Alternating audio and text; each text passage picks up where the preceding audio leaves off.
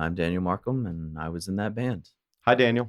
I'm Grady. Hey, Grady. Good to see you, man. It's good to see you. Thanks so much for being here. Absolutely. What's been going on? Just a whole lot of everything. Yeah? Yeah. You said you're working on new music? Yeah.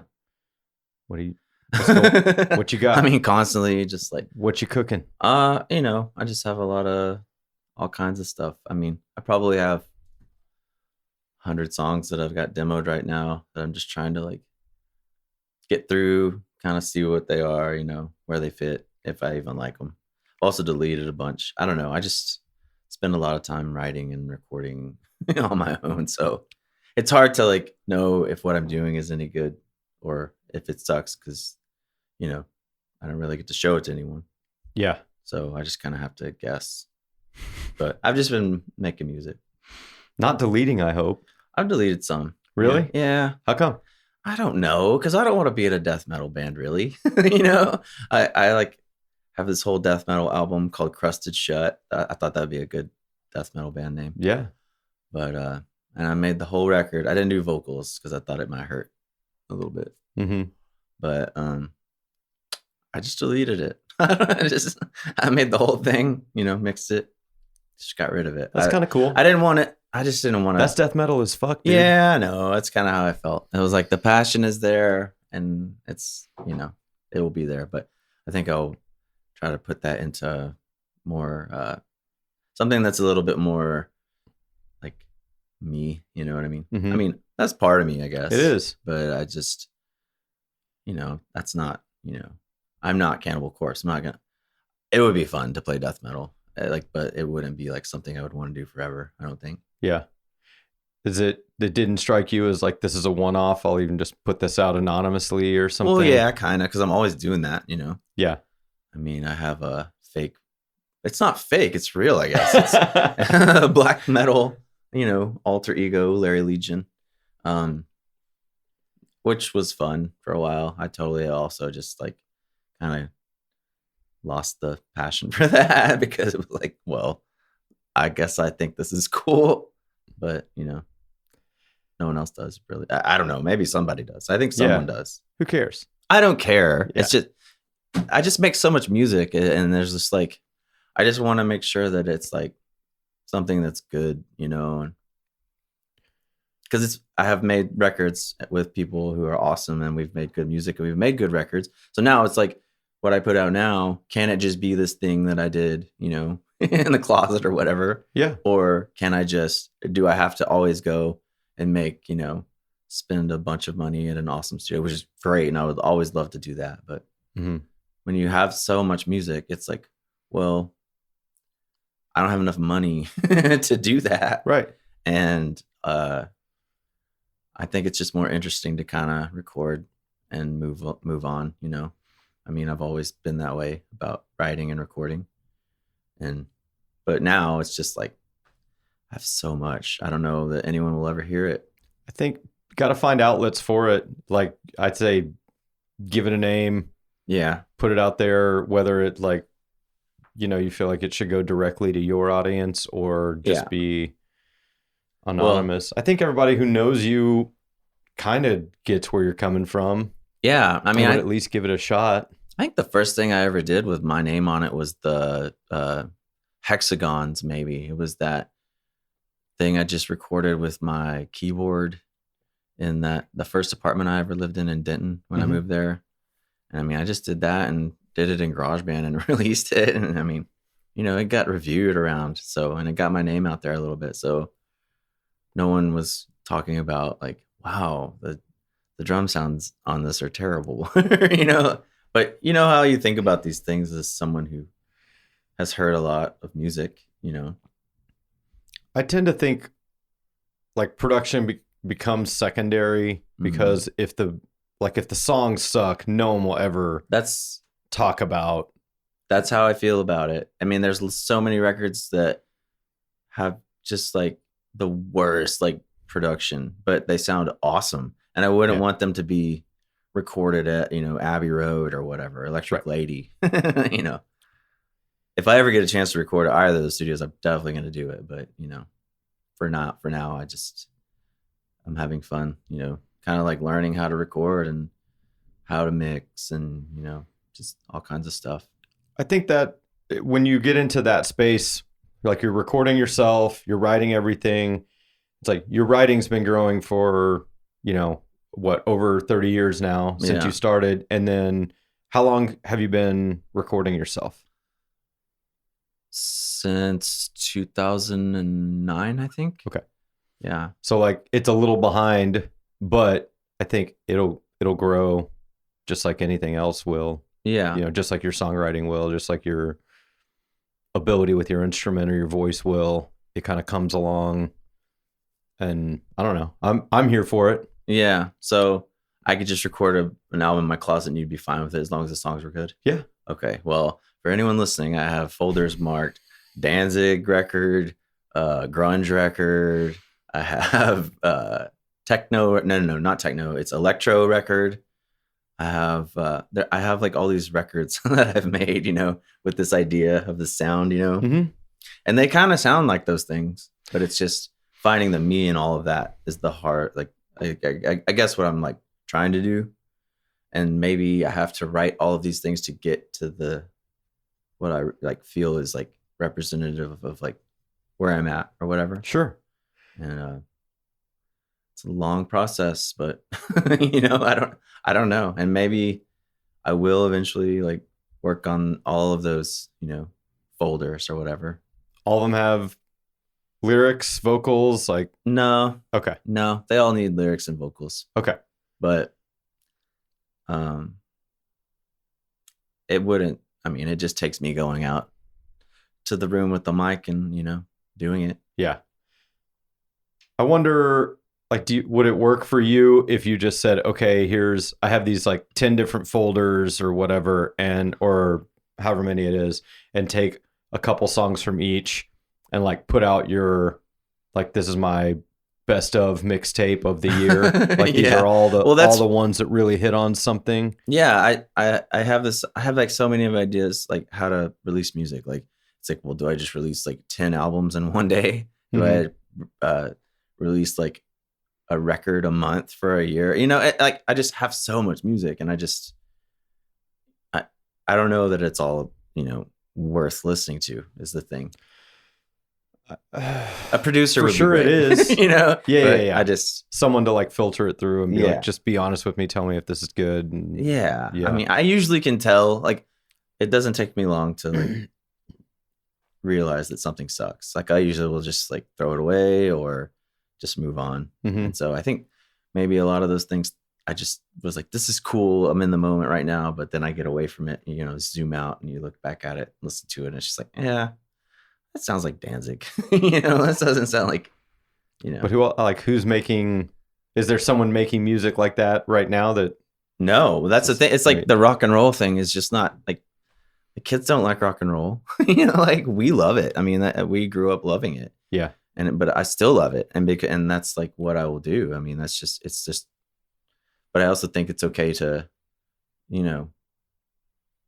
broaden your horizons and include other sounds. And I think the heart of it, the heart of rock and roll is still beating. It's the heart of it all is very rock and roll for me. So it's like, I'm coming from like the West Texas guys, like the Buddy Holly, Roy Orbison sound, and going from there. Like that to me is rock and roll, Yeah. It's like I see that and then I see blues. It's like, and I love them both, but it all just kind of comes from there.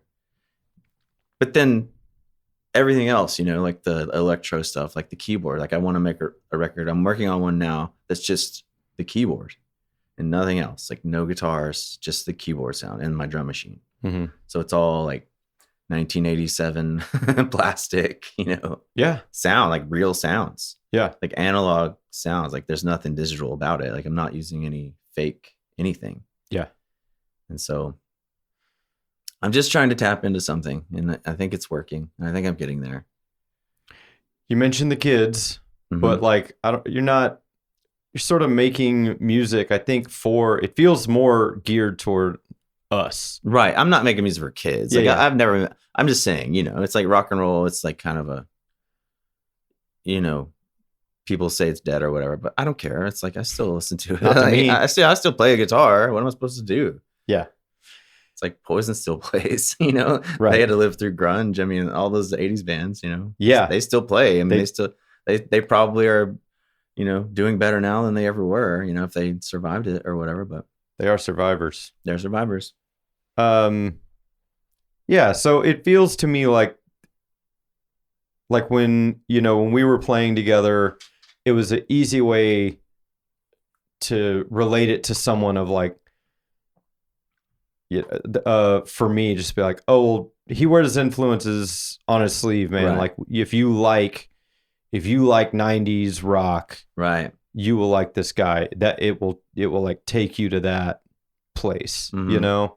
And I feel like when we would play with other bands and stuff, people would comment on that. That would be kind of the takeaway. It was like, and you're different from most people I've played with in that way, unless some people play music and really try hard to stylize it to a certain thing. But most everyone else I know they're like a live sort of synthesis of everything they like. And it's almost like they can't control what the end product sounds like. They're just kind of creating, right, or something that just kind of comes through. It's like it's just like a signal or something. So is it intentional from your perspective, or do you feel that it's like I just write and that's what comes out, or is it easier for you to write with like within a mold or something?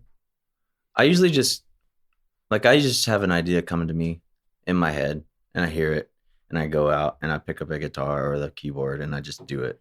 And then, you know, it's probably influenced by everything I've ever heard or watched, seen, you know, experienced or whatever. But and usually I can tell, oh, that is just like, you know, I'm playing a Caius riff. Yeah. Like I'm writing a Charlie Shafter song, you know, like it's just like, if I can tell, then I just quit because it's really? Yeah, I just won't do it. But if it feels good, like, yeah, I've got new music now. It's like, it's derivative, but I didn't try to I wasn't consciously making the effort to be like, I'm going to write like this or this, you know. It's just like, that's so in me. That's what I hear, you know, that's what I feel, you know, when I play, and it just comes out that way. I'm not trying to rewrite Seven Nation Army or something, you know. I mean, it's a fool's errand. It's just like, I get ideas in my head, and I get lots of ideas, and it is like my biggest fear. It's like I will not get the ideas anymore, you know? Yeah. That's, I guess I think you answered it, but I was wondering, like, if you start with an idea and go, oh, that sounds like this. Is your inclination to steer into it or steer away from it? Depends on like how close it is, I guess. Like if it's gonna like make me just rewrite that song where it came from, because usually I'll be playing that. I was like, oh yeah, it's kind of different. Like it's kind of different. And then I'll go into the chorus. I'm like, I'm playing the song. Like I'm just, you know what I mean? Yeah. It's just like, so, I stop myself. I can't do it, you know? Where did it all start for you? You know, I like, as far as music goes. Yeah. The first music I remember ever hearing would be like 8 tracks in my grandpa's Cadillac, like Bob Wills, Texas Playboys. All he ever listened to is Bob Wills, and like anything like in that realm, or like Gaithers, you know, like Southern gospel, or it was like Southern gospel and Bob Wills. And then, you know, my mom listened to contemporary Christian music all the time, or like pop music. My dad listened to rock and country, a lot of country. And that was like my first exposure, just hearing music, I guess. And then we moved to, there was this kid who lived across the street from me. He was like showing me like Def Leppard, like MTV. He would show me MTV, you know, and it almost made sense to me. I was like, oh, this is kind of cool. Like, these are bands and they're on TV and they're making these little movies or what, you know. It was just, I didn't know. And I remember seeing like, you know, the Guns N' Roses video. It was like White Snake. It was, 87 or something. Like, was very like formative for my music. Just like influenced just the first thing. My mom had Barry Manilow records and Beatles tape. I think that was first music I really loved too. And then we moved to West Texas, and it was just like a culture shock. I mean, you grow up around Dallas Fort Worth, and you have everything at your fingertips at all moments. You can go. Six Flags was my brother and I's babysitter in the summer. My mom would drop us off and come back and get us, and Rangers games, and just fun things, big malls, and places to eat. And then you move to West Texas, and there's just like nothing out there. I mean, there's so much out there. It's like a mindset. But I just remember feeling kind of like, well, like it's awfully quiet, and I don't know anything. And then I remember we moved in with my grandpa and grandma when we moved out there, because we'd gotten a house and we were gonna rebuild it and do all this stuff. And we were living there for a few months, and they had TV, and I remember finding MTV and just turning it on. And the first couple of videos I remember seeing were like Head Like a Hole and Enjoy the Silence. I remember, Dave Gahan walking through the snow in like the big cape, and he's got the crown. It's just like, this is weird. And like the Head Like a Hole video was just like, what is this? Like, am I being like hypnotized? Like, is this like some kind of like thing, mind control? Yeah. But I loved it. I thought it was great. And then I just started getting, into music, buying tapes and stuff, and was just addicted to music, reading magazines. I mean, I wasn't gifted at like athletics, like I'm a runner. I play golf, I like to fish and stuff. But I love baseball. I love baseball, and I love playing baseball. But I wasn't good at football or basketball, basically. So I was just like, I have to find something. And my grandpa started playing guitar again when he was, older. And he played when he was younger. He played in kind of like a Bob Wills kind of band. He played drums called the Night Owls. They were from Fort Worth. Awesome. I have photos of I'll have to show them to you sometime. Please. They're great. They're awesome. He looks so cool. He's playing this sick drum set. Anyway, but he started playing, and I was like, wow, like what? Like, what? You can do that, and it just unlocked everything inside of me. I mean, that was it, and then he showed me how to play. He showed me all the chords in first position, all the cowboy chords I still play. That's all I play now. Yeah. And he showed me that, and I'd go over to his house, a couple times a week, and we'd just sit there and play. Or he'd show me, he'd play Faded Love a lot, and just all these awesome songs that are wonderful. And for my birthday, he got me a guitar. Him and my grandma got me a guitar, and I just loved it. And I started going to lessons in Sweetwater. My mom found a guy, and we'd go, I think it was Tuesday nights, we'd go over there and just, I think 30-minute lessons. And he just had like the Hal Leonard book, and we started with, one line of play this, and then you green sleeves, and then you're like Eleanor Rigby, you get to these like cool Beatles tunes, and that was it, man. I mean, I was just obsessed with the guitar and music, and I mean, I still am. I still feel exactly the same way. Yeah. And that was it. I mean, that was my thing. I was like the only kid in my town that played guitar. There was a kid in Roby, which was 10 miles away, and he played. And we, I didn't know that till high school. And, we'd get together and just play, all of our favorite Metallica riffs or whatever. And that was kind of cool. But I didn't have a band. So I've always kind of been like, on my own doing this music thing. Yeah. Just necessity, and I guess I still kind of am. And maybe I enjoy that, but I also just like having a band and, playing live shows. But I do that too. So yeah. Did that lead you? So did you go to South Plains? I did. Right out of high school? I did. I went to South Plains College. Um, I did sound technology there for a year. I messed around, went to school in Snyder, went to Texas Tech for a while. But after I graduated Tech, I was like, I want to go back to SPC. I want to learn more about music. And I went out and did commercial music and just learned a lot about like music business and, you know, playing with people and relationships. And I met so many great people. I mean, the players that were there were just insane. I mean, I have a buddy, Craig Smith, who there was a contingency of people who'd come over from Australia. He was actually from Scotland, but I was just like, all these people and their funny accents, you know, they're just shredders. They're just playing circles around me, but we're all like best friends. You know, it was just like kind of a cool deal. It was just a cool place, but I learned more about how to play with other people because I never played in a band before. Were you in like music classes? I was in music class. Well, it wasn't like theory. You know, there's theory classes. I was in like a songwriting class, and I have to think like this is before like I started making records. Like it all just kind of is a blur to me. But that's like I started, you know, writing when I was like 23 or so, and that was kind of around when I went to SPC. Okay, and I was more just kind of interested in the music business, and you know, that theory or whatever. I was like, I could play. You knew you wanted to be involved with music. Yeah, for sure. I did take a lesson, but we just talked about, you know, Frank Zappa or whatever for an hour every week. Anyway, it was great.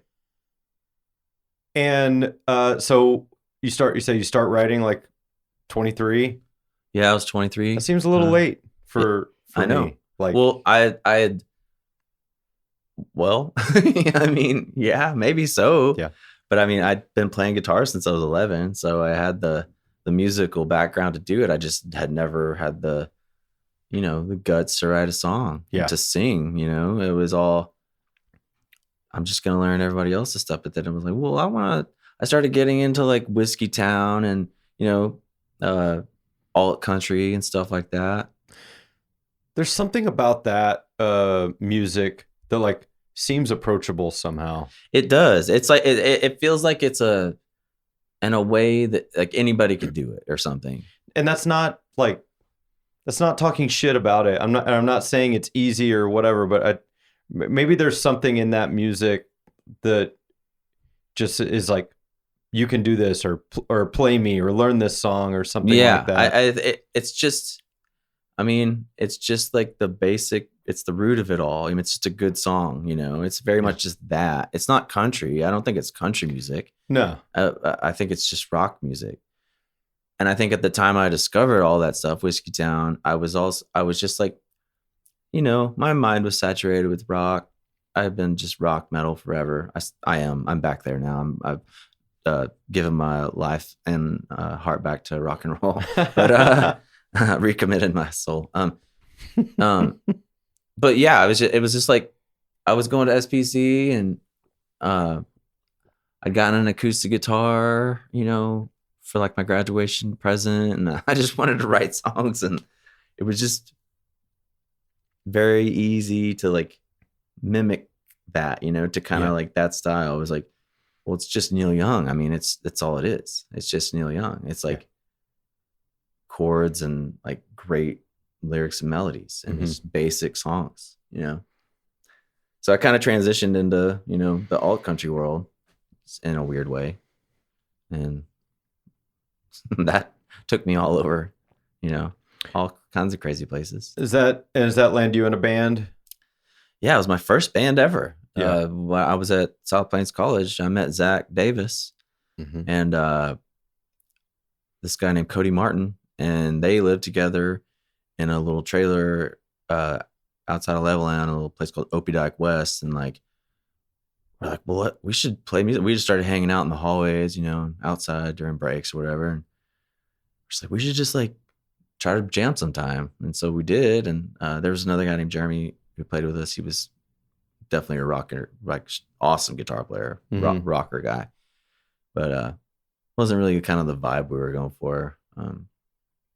So we just ended up doing it as a 3-piece, and we changed members. But me and Zach we're kind of the root of that whole thing. And, you know, we started to call ourselves Waiting to Derail, which was a Whiskey Town song off of the album Stranger's Almanac. We were like obsessed with Stranger's Almanac, you know, it's like Nevermind or something for us at the time. Sure. And, you know, we started playing around Lubbock, you know, we played just wherever we could. We played this little place in Justisburg called Jesse Jane's, which is not there anymore. South of Post there out on 84. I don't know if you've ever been there or played there. If you ever got to, it was great. It was just so fun. But we just, you know, we played around, and we played a show with the Thrift Store Cowboys in Lubbock, and they were kind of like the top band in town. I mean, you know, they were cool. They were just like cool, and their music was just cool and different, you know, and we were really into what they were doing. And so we played like one show, and we were all just like best friends. Like, I don't remember. There's like my life before and after like that show, you know, like we were just best friends. Like we went to my house afterwards and partied, you know, it was great. We had a great time. But you know, they're still, you know, really great friends of mine, and like, you know, they're still a giant influence on my life. Their music was a huge influence on me, just because they were kind of drawing from like the Southwestern perspective and like spaghetti Western kind of guitars. And, you know, Daniel had a cool voice. I mean, has a cool voice. He's a great singer. He's best singer I've ever known. But, you know, Amanda Shire's up there playing the fiddle. I mean, they're just so cool. Like Colt Miller had a pink Stratocaster, his brother Clint playing the bass, jumping around, playing the whole time. It just, they had a cool energy, and we kind of like latched on, and we just all kind of started playing shows. And then we started kind of getting like a reputation in town for being a good band. And, you know, we went on tour with them and Rodney Parker. I guess somewhere in there, like Waiting to Derail broke up, and I named my demos One Wolf because there was a Mexican food place on 19th Street called Lone Wolf that was open 24 hours a day. And we would go there after our gigs, you know, at Whiskey Dick's on 4th Street on Wednesdays, and get, you know, a bag of 50-cent tacos, and just, it was awesome. It was great. But the sign was a neon sign, Lone Wolf, and someone, I guess, had broken off the L, and it just had One Wolf. I just thought it was funny. Hell yeah. So we became One Wolf. I made a record in Riverside, California with a guy named Jason Martin, who's his band is Starflyer 59. And that was really, really cool. That was like a dream come true for me. Incredible experience.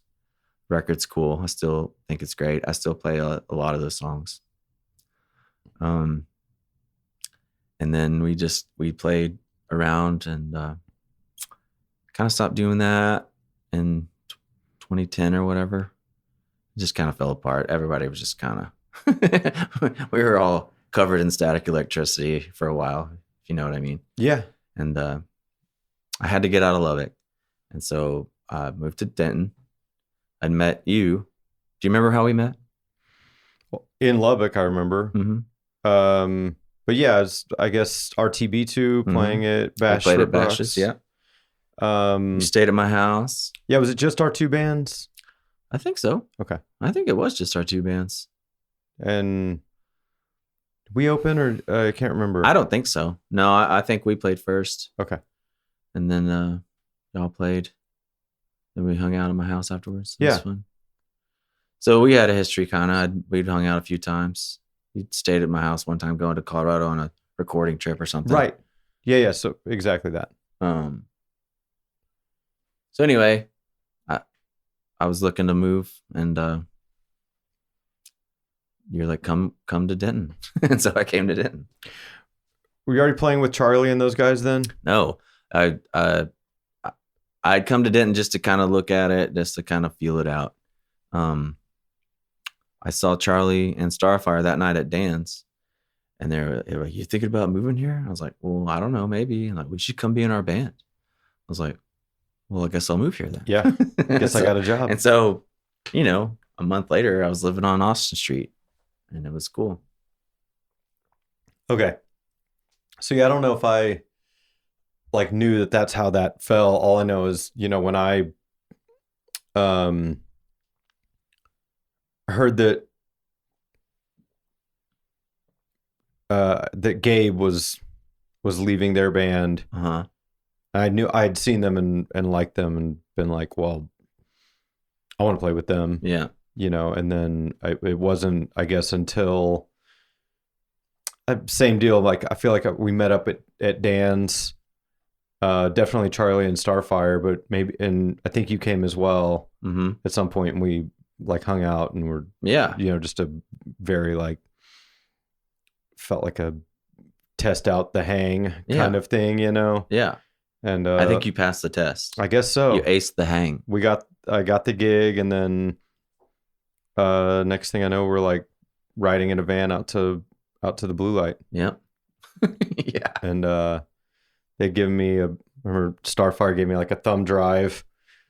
Like 16 songs on it, and then like I think we got to sound check and maybe we went to the Golden Light first. Yeah. And then like sound check at Blue Light was like, oh, we got to play this. Oh, we got to play this. It was like getting a bunch of stuff thrown at me. I remember that. And then during the show even. Yeah. Was Charlie going, oh, we got to, you know, follow along.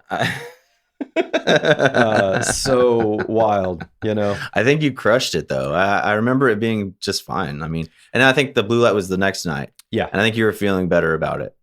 Yeah. I remember I feel like the Golden Light in Amarillo being like kind of what I was expecting, and what maybe we had rehearsed. I can't remember. Yeah. I think we had rehearsed or something a little bit though. I feel like we did. Like maybe just a quick run through maybe the day before.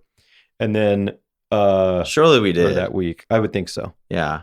And then that kind of went how I thought it was going to. And then it was maybe once we got to the Blue Light in Lubbock and we're setting up, it was Charlie had a kind of a hit, I guess, that was Not My Girl, and was like, oh, I had to play this tonight. And I don't even remember.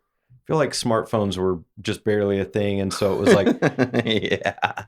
And so it was like, it felt like old school band practice of like, we're gonna teach you this song of, you know, like I think I played it that night still having not really heard it. Yeah. And then wow. Other things I do remember this in that show, like covers and stuff that had not been like previously brought up, but I was like, okay, I kind of know that. Right. You know, like so I remember that one as being more like off the cuff and you know, like by the seat of my pants. And that's sort of how a lot of the rest of, you know, that felt for a little while. There was a lot of big eyes. I think there was a lot of like, I was looking at you a lot. Like, yeah. I think it was fine. I mean, I don't remember it being a train wreck or anything. No, I don't think it would have lasted.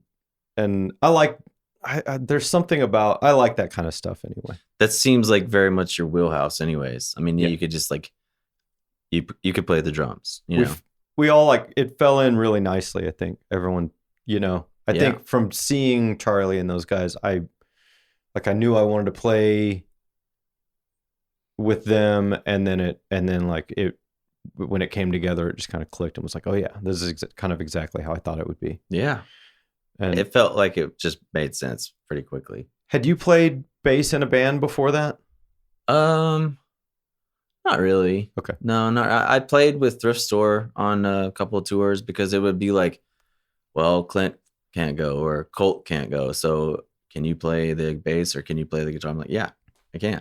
So that was kind of like my first experience playing bass with a band, you know. I didn't do all the jumping, but I played fine, I'm sure. But I like to play the bass. It's like the most fun, I think. Yeah. You got a good like instincts for it. I just love the bass. Like all my favorite bands have cool bass players, you know. Eric Avery, you know. Like just Smashing Pumpkins bass lines, Black Sabbath, like the bass lines. They're just like Danzig, you know. Mm-hmm. That's like, I love like bass driven, you know, stuff. So that's what I'm probably listening to is the bass. I don't know why. That's cool.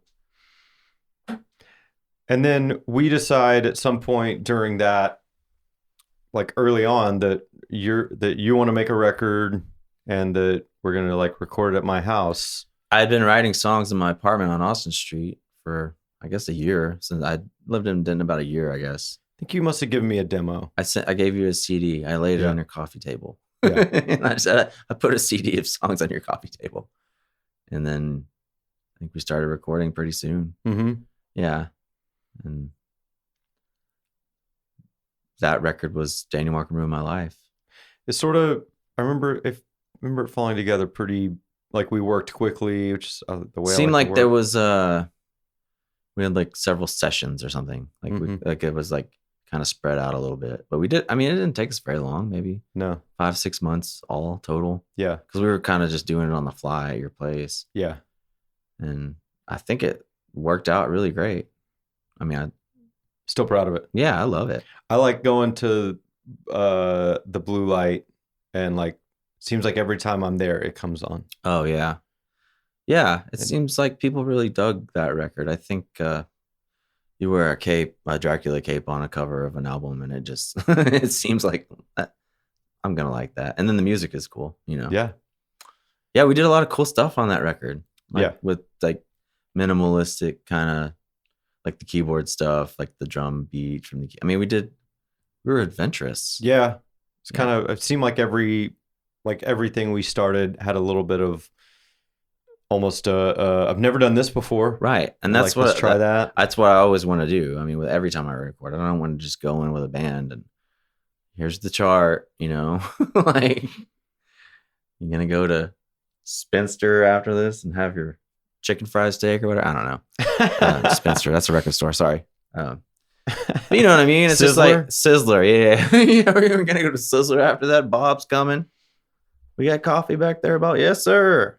Anyway, that's what I think the Nashville sessions are like. I just see these old guys and they bring in their stuff. They nail it right off the bat. And then they just sit there for the rest of the time talking about nailing it with someone else back in the day. Yeah. You know what I mean? Yeah. But I like to get weird, you know? I like to run everything through my pedals. I mean, that's probably not that weird, but we had a good, like, I think, you know, we did a couple band records after that. I think all those like really went well too. Yeah. Yeah. The Pretty Bitchin' was cool. We just kind of did it all and kind of in a house. At JC's house. We did Disintegrator, which I think rules. I think that's probably the best sounding record I've ever made. It's like with Britain, combining like Britain and like JC's stuff. I mean, it was just like perfect getting to use those two studios, Ramble Creek and Echo Lab.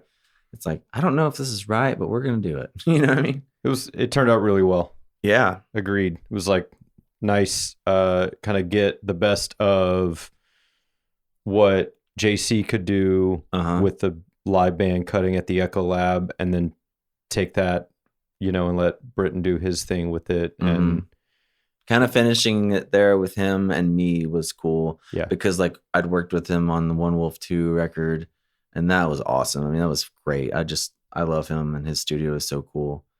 And we just really get along, you know, and we, you know, he will tell me if something sucks. And so we just finished it there, and it's just like kind of this magical record. Yeah.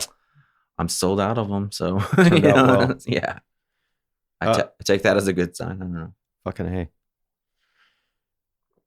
And so yeah, it seems like from there I know we were gonna do we did Hyperspeed back at JC's place, which was, I remember playing on, was it again like me, was it still full band? No, it was just you and me. We did this like that's right. The track, like the track, just to get your track, and then I played pretty much everything else except for pretty much everything else. Scotty maybe or something. Scotty played on it, yeah.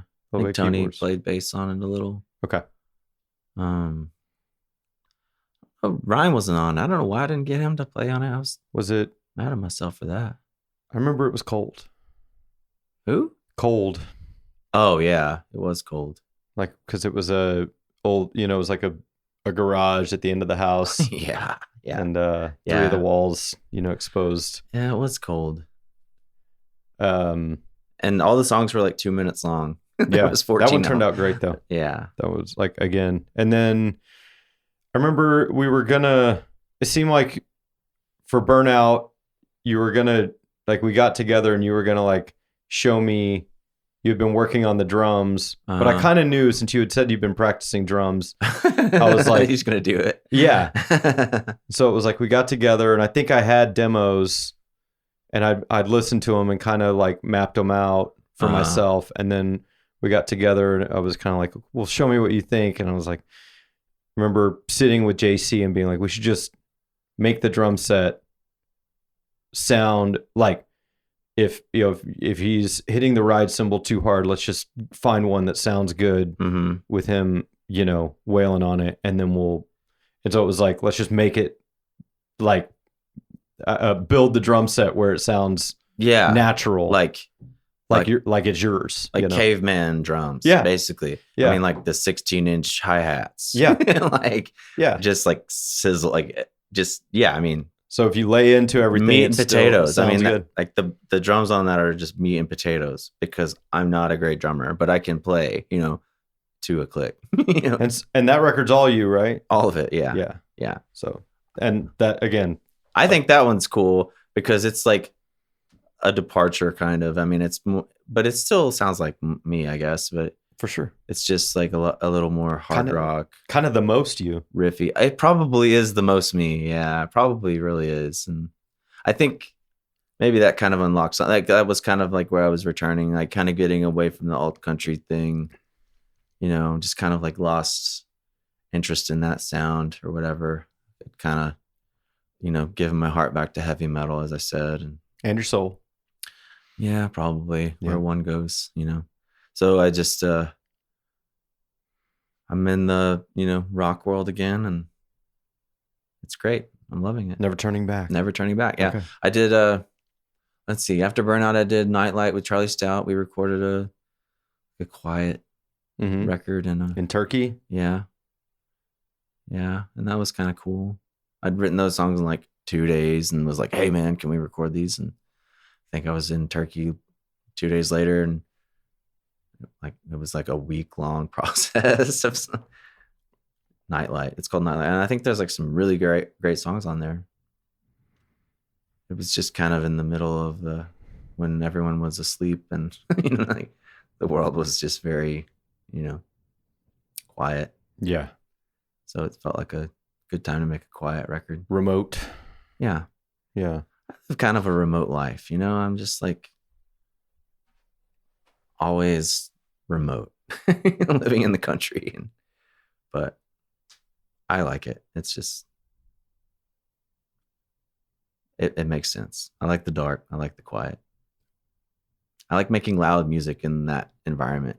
I read an interview with Aphex Twin, and he was talking about how he records, and he lives out in the middle of nowhere. This was when I was a teenager, and he's just like playing all of this like ungodly loud, music and recording it, but there's no one out there to know it. And I always thought that was so cool, just to make like this crazy music out in this place. It's like if anyone out there knew what I was doing, they would think I was crazy, So, are you far enough away from neighbors and stuff like that? Yeah, but I mean, I'm not playing loud at all. I mean, you don't have to play super loud. I mean, I just record most of the time, and I track all my drums with a little drum machine through an amp, so it's not loud. I never get loud. I think probably listening back to the mixes, I'll crank it, but it's not loud. I wish if I had a band, that'd be cool. Then I could really upset my neighbors, but they're kind of all far away anyway. So, are you in like where are you working, in your bedroom? Actually, right now I have a setup there. There's a little room on the house that I guess somebody used to use it for a coffee room, and it's got like these little benches around, and it's all wood in there. Like the walls and the ceiling has like, the tiles that are, really, they absorb sound, and there's like carpet on the floor, and it's kind of perfect. Like the vocal sound in there I've gotten have been great. Like I just started doing this a week ago. So I was like, I gotta redo all that stuff I sent you. But I use that, just kind of for everything. This little room now. I was recording in a bedroom, and it sounds fine. But this little room now is pretty cool. I try to just do everything in there. It just kind of has a vibe. Yeah. The wood sounds great. It's just like tone, I mean, it's kind of dead in a way, but it's also got just like this little something to it. I don't know. Some spaces to me just like cry out to like make music. This is the one. I set my mics up in there. I was like, well, this has always been a recording, like a vocal booth. Like this is it. I mean, yeah. So it's very cool. And I put blinds up yesterday on the door because the sun comes in and it's hot. Mm-hmm. I mean, it's a very small space. I'll show you pictures of it. But you say coffee room? Coffee room. They had this little iron table set up. And you could barely get in. These people must have been little bitty. I mean, this is probably the 60s or whatever. But this is iron coffee table, which I had to take 6 bolts out. I was bolted into the floor. I had to pull it up, put the carpet back. Anyway, process. Beautiful. Love it. But it's just this little room where they would get and sit on their little benches, I guess, and have coffee. And just this little room. It's got a door and there's like no way out. It's kind of weird. Is it separate from anything else? It is. Yeah. Okay. Yeah. It's just its own little room. I have been using it to put my records in there because it's, the climate is always pretty okay. Yeah. Doesn't get too hot. Doesn't get too cold, just kind of stays nice. But I love recording in there. It's kind of magic. I kind of want to get like a lava lamp and, vibe it out. Oh, yeah. Get like a, one of those star things. Yeah, the projector. I'm not going to do it. But you should. Maybe I'll put a poster up. I'll put my Eddie Van Halen poster up. Why does lava lamp always mean vibe? I just think that's, I don't know, but man. I agree. But it's just low light. It is right, though. It is right. Yeah. It's vibey. I mean, I like lava lamps. I think they're cool. They're too. Yeah. Maybe twinkle lights. I'll put some twinkle lights. That's more my vibe. Mm-hmm. Yeah. Just to have the room be lit by twinkle lights. Yeah. It's kind of my vibe.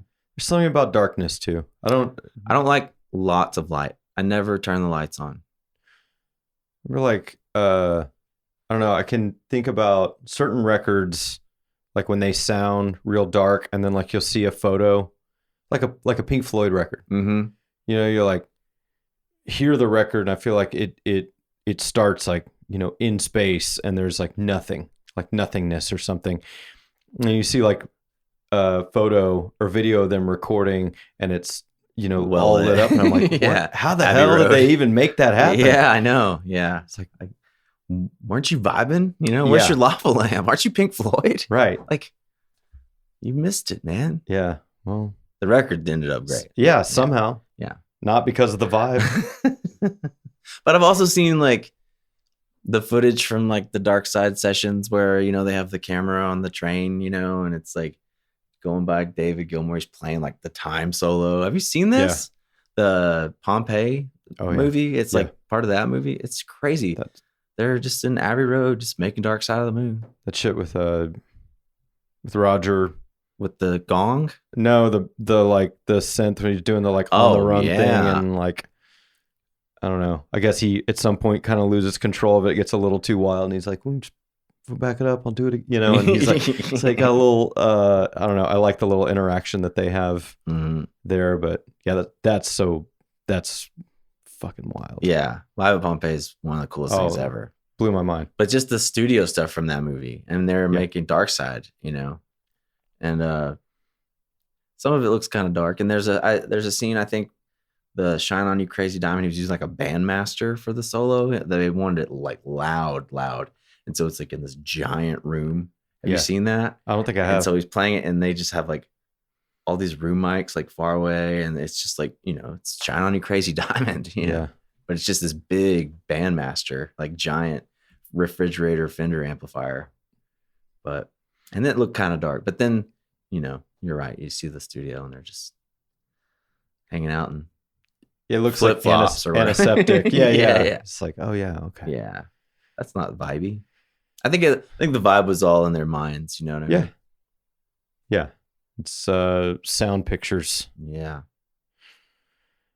Well, so what are you working toward? What's gonna, like, are you gonna create something in that room and deliver it to the world? I'd like to. I mean, I'm working on I think I'm right now working on some cool stuff. I'm on track to release some.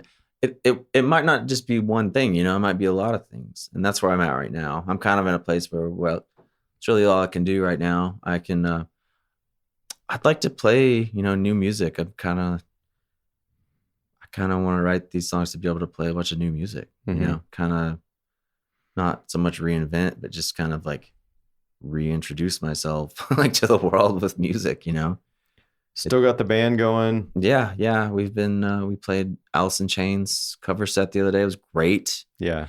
It was wild because saw some video. Ryan Thomas Becker, who we all love, he was using the dude's giant Marshall. I saw that. I don't think he's ever played a high gain amp before in his life, you know, and so he's trying to figure it out. And it was just this crazy experience. So there was so much newness and discovery happening. And me and Zach had been rehearsing in Weatherford, you know, because we all live out in the country and it's, you know, it takes forever to get here. But so we just got together out there and practiced a few times together, locked it in, and showed up to the double wide show in full faith that Eric Nicholson and Ryan Becker would know their stuff. And they do. Yeah. And that's why I trust them and I love them. And so I wasn't really scared at all. I was just like, I wonder how it's going to go. And so we get there and Eric is also playing through the dude's giant bass rig. I'm like, well, this is perfect. I mean, we've got the firepower for sure. I had my 5150 and David Wilson was running sound, which was great. It was like awesome to see him again. And great dude. Great sound guy and just like a cool MC. Yeah. But so the first time I heard us doing Alice in Chains was on stage at the show. And it was great. I mean, it was just perfect. I thought it was great. You know, everybody's got like, well, this could be. I was like, no. It was great. I loved it. It was perfect. It was just, you know, we're just playing these great songs. I mean, you played them how you play them. And yeah, I always want to like, I try to not start with what went wrong. No, because nothing went wrong. That's like, but that's everyone's tendency. Yeah. Is to go, I wish I had, you know, and it's like, oh, you know, give me a minute for us to like, let's just talk about what went right. And maybe if we're going to do it again, I'll go, hey, maybe I think we should have done this or that. I think for my band, all of you people, it's like, we can't talk to each other for an hour after the show. Like no talking for an hour because we'll just be like, man, but who cares? Like, I've heard about that. Like big, you know, professional touring bands are like, they're like, you do not talk about the show. Yeah. It's no point. Afterward. There's no point. Yeah. That's nothing what good happened. Can come from it. Like it happened. You can't change it. It's not you're only going to bring people down. You're only going to upset yourself. Yeah. It's like that show was great. We played great. Like you're awesome. You always play awesome. If you screwed up, so what? I didn't hear anybody mess up at all. I have all the videos of us, you know, doing all the songs. They're all great. It's just like, we ruled. We totally crushed it. I couldn't believe it. But it's just hearing it for the first time with bass and a guitar, you know, I just kept looking at Zach being like, yes. Like, dude, yes. I mean, this is great. And it was like Blake and Nick from Power Trip were there and they were both just like, and I was like, awesome. Well, that makes me feel so good. You know, it's like, they're like metal, you know, royalty in my eyes. And there's, but anyway, it was great. We're going to do it again. Yeah. When is that? December the 7th at Dan's. Okay. Is that a Sunday? I think it's a Sunday. Yeah. It's a matinee show. Y'all going to learn more tunes? No. Is it just y'all? We're going to do a set of my music and the Alice in Chains set. So we're going to fill the space. Yeah. But we'll probably do the Alice in Chains stuff first. And that way, you know, if you came for that, then you'll love it. And you can leave during my set. It's fine. You've heard me play. It's great. Start with the hits. Give you what you want. Yeah. Yeah. Well, the crazy part is we didn't do Man in the Box at the show because, like, well, we don't have a talk box. Like, you can't play Man in the Box without a talk box. That song is a talk box, you know? Yeah. That's the whole song. And then Ryan said, well, I have a talk box. I was like, well, crap. Like, we could have done it. But someone during the show was like, play Man in the Box. I'm like, just didn't say nothing, you know? So you're going to do, you can tell me. We're going to do it. You're going to do it at dance. I mean, we're going to do it. Okay. I mean, you might as well. It's like, people just want to hear Man in the Box. Mm-hmm. I want to play, you know, the sludgy, awesome Alice in Chains stuff. I mean, it is sludgy and awesome. Yeah. That was also one of the videos I saw in Roby when I was living there with my grandparents, was Man in the Box. And it scared me because I was like, there's a lot of shit going on. This is like, he's just got, his eyes are like sewn shut. Yeah. Something. There's a goat in this. Yeah. There's some there's animal sacrifice. It's definitely, it's witchy. It's witchy. But I mean, all that stuff they told you about. Right. And they're right just, in one place. You're like, I knew it. They're just goofing. I knew this is where it was going. Yeah. And then I loved it, of course. And yeah. That's the problem. I remember my friend Joey Cepeda, we were driving around his truck and he had a facelift and he was playing Love, Hate, Love. And I was like, I'd never heard that before. And he had big speakers behind his see, it was high school. He had some kickers and they sounded awesome. But we were listening to Facelift and he was playing that song. I was like, dude, holy crap, what is that? And it's just the heaviest thing I ever heard. And just loved it. Anyway, sorry, tangent. No. That's what we're here for, is the tangents. Cool.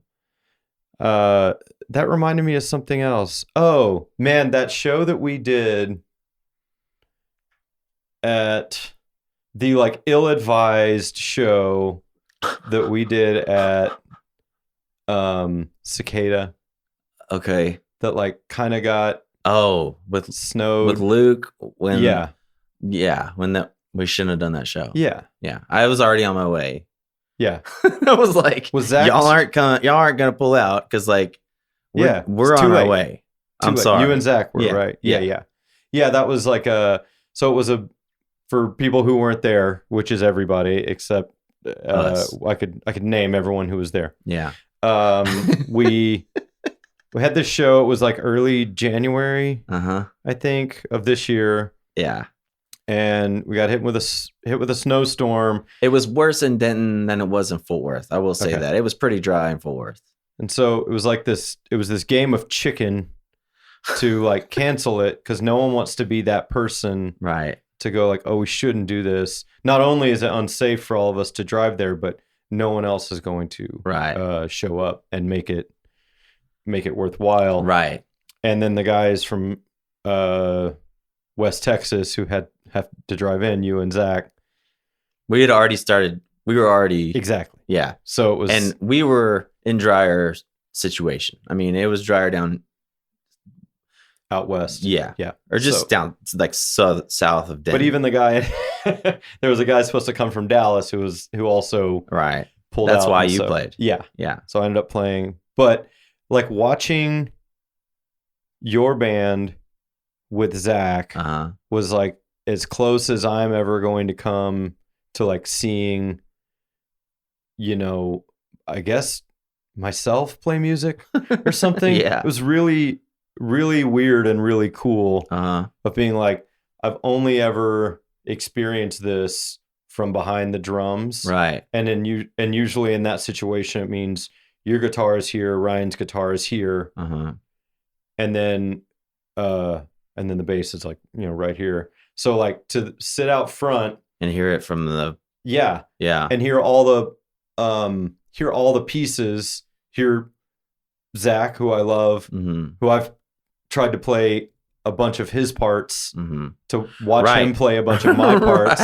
is really weird and awesome. Right. And then to hear you and Ryan and your guitars and be going, oh shit, that's Daniel. Oh, that's Ryan. Because to me, you guys, your backs are always to me. Right. I'm just hearing these. I know, seeing every one of those parts, I know what all of them are. Right. But it's all about which hands. Perspective. And noticing how much you guys really do that. Kind of the Stones thing, I guess, or whatever. It's lead and rhythm sort of get tossed around. And it's not even so much about who's playing a specific role, right? So much as who's playing a specific part. Yeah, it's funny because we don't even think about it. You know, it's like we're not even trying to do that. Like, it's just we've always been able to play together really well, I think, you know? Yeah. And it's cool that you could see that. I'm sure it must have been strange. It was cool. Yeah. It was, like I said, I guess I like relate it to the part in like Tom Sawyer where he's at his own funeral or something, although I didn't die, or no one was like lamenting that I wasn't on stage with you guys. Right. But it was just a weird thing to be like, this, I feel like I'm watching our band. Right. You know, it was really, really cool. Yeah. Like if anyone has the opportunity to see your band do it, it's fucking wild. Yeah. A really cool experience. That's interesting. I would, it'd be like me watching someone else play my songs and sing them, I think, maybe. Mm-hmm. It'd be weird. Yeah. Or like whatever the other things that we've done, you know, like the Neil Young set or the Big Star set or something. It's like if you just saw someone else coming in. But again, it's like Zach, you know, similar like ability or instincts to me. You know, he's a different person, but like I think we both have we have similar approach. Different drummers. Yeah. But yeah. And so it's like, I mean, I know the difference. He knows the difference in the way that he and I play them. And I've gotten to see Tugboat play it. But something with Zach, I think it was a little like, it was definitely closer to the way I approach it. Well, and I don't know. Because maybe me and Zach, like we started playing music together. Like he and I, like this is like a continuation, I think, of our band that we started. And that's why I think it's great. And it makes me so happy that I can play with him because he's in like this, he's doing great and I love him very much. And it's wonderful to have him back in my life. And it's awesome to get to play music. And he's just like so fired up about it. But maybe it's weird because you learned the parts that Zach played, you know, and like now he's playing those parts. I don't know. Yeah. It's just like you played my music because you had to learn the parts that Zach played. Yeah. And then that probably informed how you played with me, you know, moving forward. Right. And so you're kind of like playing this style. It's right. And then he played all the stuff that you, anyways. So it's like a continuation to really, y'all guys should just be friends. And, you know. I mean, I feel like we are. No, you are. I'm just, I say this about everyone. So that's exciting. I hope you guys, do you think any of, I guess, yeah, I know you're doing the Alice in Chains show again. Does that have a name? You know, Nick called this Sludge Factory. Okay. But there's like every Alice in Chains cover band is called Sludge Factory. So we'll call it Sludge Factory. Have you thought of any bad Alice in Chains cover band names? No, if we were from Dallas, of course it would be Dallas in Chains, but I like that. That's pretty bad. I'm not from Dallas. About Men in the Box. Men in the Box is good. It probably is a thing. I mean, you could look them up, and it's like there's definitely been some Men in the Box. Jesus Christ Posers. That's Soundgarden. Oh, it is. I was just searching for yes, you're in the grunge. Yeah. Okay. What about Soundgarden cover band? You can have that. Yeah. You can just have that. Yeah. Good luck if you want. Good luck playing any of those songs. Yeah. Good luck singing it. Yeah. Good. I won't be there. Let's do Them Bones. I mean, yeah, those are like Them Boners. Them Boners. Gainesville. Oh yeah. See, closer. Right band. I like that. It's closer. Dallas in Chains. It's tough. Yeah. If I was from Dallas, I'd say Dallas in Chains, but I'm not gonna. You could be in that band. Because I'm from Dallas? Yeah. Okay. So I'm starting my Zach. I'm getting Grady. Yeah. Grady. We're called Dallas in Chains now. And he's Dallas. Right. Yeah. He's Dallas. I don't know. What if we just changed our name like every time we did it? Because I don't know. I mean, it would be fun to do this on the reg, you know, just like because those songs are fun for me to play. Honestly, I love playing them. Sludge Factory is a fine name. It's fine. It's fun. I think we'll continue it because we're not, trying to brand ourselves and, yet anyways. Yeah. It's just a fun thing. Yeah. Will y'all play any new music of yours, or it will be kind of probably not. Yeah. I have this I don't know. Like I wanna like learn a bunch of new songs and play them, but I'm not there yet. But I would like to have the ammo when I am ready. You know what I mean? Mm-hmm. So, but I definitely want to play more of my own music, because I do a lot of gigs that are just, you're filling time with covers or whatever. And those are great. And I'm very happy to have them. But what you want to do is play your own music, for people. Yeah. Because I think it's good. And that's all I want to do. It's what you do, man. Yeah, it's what I do. Awesome. Well, keep doing it, man. Thanks so much for coming by. Absolutely. Hanging out with me. And if you want to play drums with me, still, you can. Okay. It's not like it. Can make some plans. Yeah. Awesome, man. Thanks. Yep.